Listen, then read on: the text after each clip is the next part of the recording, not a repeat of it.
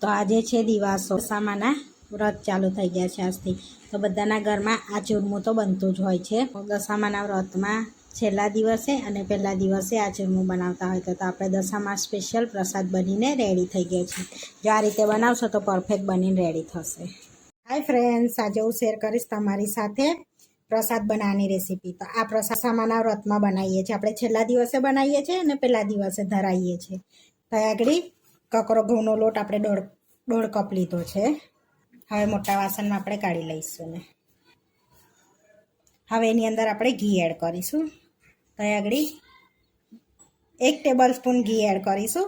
તો અહીંયા આપણે મેલ્ટેડ નથી એટલે 1 ટેબલ સ્પૂન લીધું છે.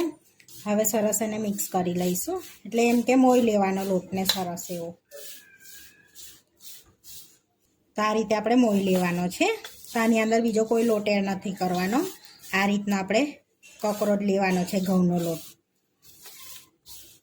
આગળ આપણે પાણી લઈશું. તો અહીંયા નોર્મલ ગરમ પાણી લીધું છે, એનાથી આપણે લોટ બાંધીશું. થોડું થોડું એડ કરી અને આ લોટને આપણે કઠણ બાંધવાનો છે. તો સહેજ ગરમ પાણી કરીએ તો સરસ એમ લોટ એ થઈ જાય. આપણે મિક્સ થાય કણક પણ સરસ પલળી જાય એમ. તો આપણે સરસ એવો લોટ આ રીતનો કઠણ બાંધી લેવાનો છે. હવે આમાં થોડોક લઈને આપણે મુઠિયાનો શેપ આપી દઈશું. આ રીતે થોડોક લોટ લઈ લેવાનો છે ને પછી મુઠિયા વારી લઈશું. આ રીતના મુઠિયા રાખવાના છે. જેમ કે તેલમાં જતા ખુલી પણ ના જાય એ રીતના વારવાના છે આપણે. તો આ રીતના આપણે મુઠિયા વારી લઈશું બધા. તો આ રીતે આપણે બધા મુઠિયા વારી લીધા છે. તો તમારે મુઠિયા ના વારવા હોય તો તમે ભાખરી બનાવીને પણ એને બનાવી શકો છો એમ. આપણે સરસ વાર લીધા છે. હવે તરી લઈશું. હવે આપણે તરી લઈશું. તો અહીંયા આપણે તેલમાં તરીએ છીએ. તમે ચાહો તો ઘીમાં પણ તરી શકો છો. તો અહીંયા તેલ મૂક્યું તો ગરમ થવા જ સરસ ગરમ થઈ ગયું છે. તો હવે બધા મુઠિયા એડ કરી દઈશું અને સરસ ધીમા તાપે આપણે એને તરાવા દેવાના છે. તો અહીંયા બધા એડ કરી દીધા છે આપણે મુઠિયાને. તો ધીમા તાપે સરસ એવા તરાવા દઈશું. એટલે અંદર સુધીને સરસ તરાઈ જાય અને બહારથી સરસ એવો કલર આવે ને ત્યાં સુધી તરાવા દઈશું. તો 2 સેકન્ડ જેવું થઈ ગયું છે. તો આ રીતે પલટાઈ લઈશું અને સરસ એવો કલર આવવા દઈશું. એટલે બે બાજુ સરસ તરાઈ જશે. તો આપણે સરસ એવા આ રીતના તરાવા દેવાના છે. જોઈ શકો છો આ રીતનો કલર આવે ને ત્યાં સુધી તરાવા દઈશું આપણે. હવે આપણે એને કાઢી લઈશું તેલ નિતારીને પ્લેટમાં.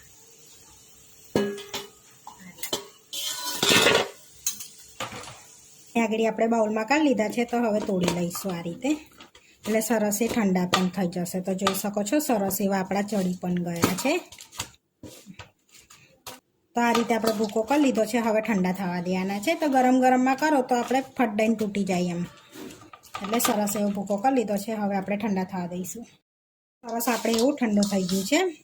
હવે મિક્સરના જારમાં આપણે એડ કરી દઈશું આને અને સરસ રિવર્સ ફેરવીને એને પીસી લઈશું આપણે. હવે આપણે પીસી લઈશું. હવે આપણે પીસી લીધું છે. તો જોઈ લઈશું. તો આ રીતના આપણે પીસી લીધું છે. તો બધું પીસી લીધું છે. તો બાઉલમાં કાઢી લઈશું. આગળ બી પીસી લીધું છે. તો આ રીતના એકદમ છૂટું છૂટું આપણે રેડી થઈ ગયું છે. તો ચારવાની જરૂર નહીં પડે. આપણે એને પીસી લીધું છે સરસ એવું. તો હવે આપણે એની દરેલી ખાંડ એડ કરીશું અને સરસ મિક્સ કરી લઈશું. તો અડધી વાડકી કરી છે. પછી ટેસ્ટ કરીને તમે એડ કરી શકો છો સરસ એવું. તો તમે જેટલું ગળ્યું ખાતા હોય એટલી એડ કરી શકાય છે અંદર. તો ગોળ પણ એડ કરી શકાય છે એની અંદર. તો તમે ઓગાળી ઘીમાં અને ગોળ એડ કરી દેવાનો. તો હવે આપણે ઘી એડ કરીશું. તો અહીંયા આગળ મેલ્ટેડ ઘી લીધું છે 1/4 કપ જેટલું અને મિક્સ કરી દઈશું પેલા સરસ એવું. તો આ રીતનું આપણે ઘી નાખી દીધું છે. જોઈ શકો છો. તો લાડુ પણ વારી શકાય એવું એ રીતનું આપણે ઘી નાખવાનું છે અંદર. સરસ ફ્લેવર માટે ઇલાયચી પાવડર એડ કરીશું. કાજુ બદામ એડ કરીશું આપણે એની અંદર. અહીં આગળ કાજુ બદામ ને પિસ્તા એડ કરીએ છીએ અને 1 ચમચી દ્રાક્ષ એડ કરીશું આપણે. હવે મિક્સ કરી લઈશું બધું સરસ એવું. તો બધું સરસ એવું મિક્સ કરી દીધું છે. તો હવે આપણે સર્વ કરી લઈશું. તો રેડી થઈ ગયો છે આપણે.